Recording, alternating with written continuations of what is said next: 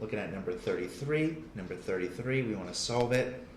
So, or we want to find the discriminant. Remember the discriminant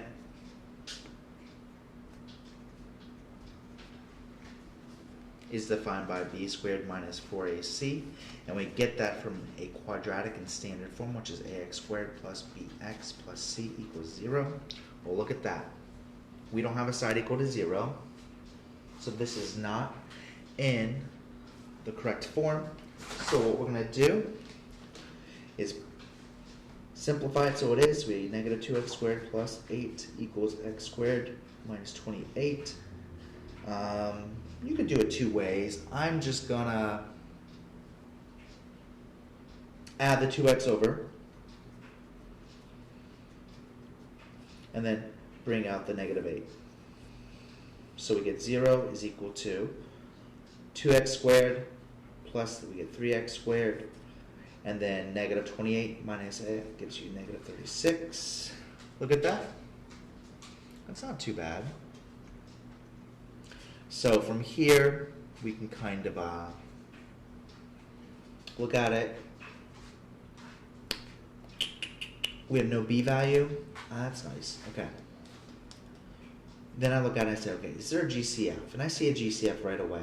Why use these big numbers in the formula when you can make it even smaller, easier? Because it doesn't matter. It's all scales. So right here, I see a 3 and a 3, so I divide the entire equation by 3. We get 0 equals x squared minus 12, because 12, 24, 36, perfect. Right away, we just simplified and made our lives so much easier. So if we put this in ax squared form, ax squared plus bx plus c, and it is equal to 0, our a is equal to 1, our b, as you can see, there's no middle coefficient, equal to 0, and c is equal to negative 12. Now we plug it in, b squared minus 4ac, b being 0, minus 4 times 1 times negative 12. Just stop right there, stop right there.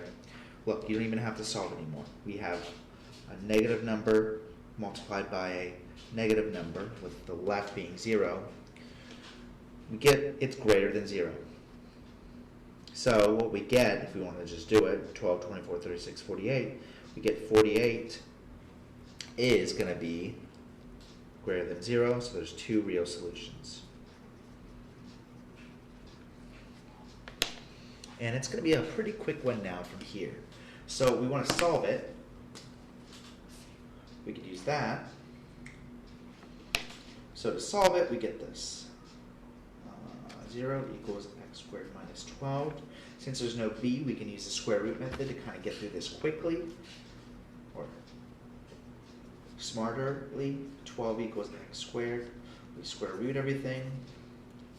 12 is defined by 4 and 3. 4 is broken out of 2 and 2. So that gives our ticket. 3 is left alone. So we get right here plus or minus square root 4 times 3 equals x. We pull out a 4, so because the square root of 4 is 2, we get plus or minus 2 square root 3 equals x.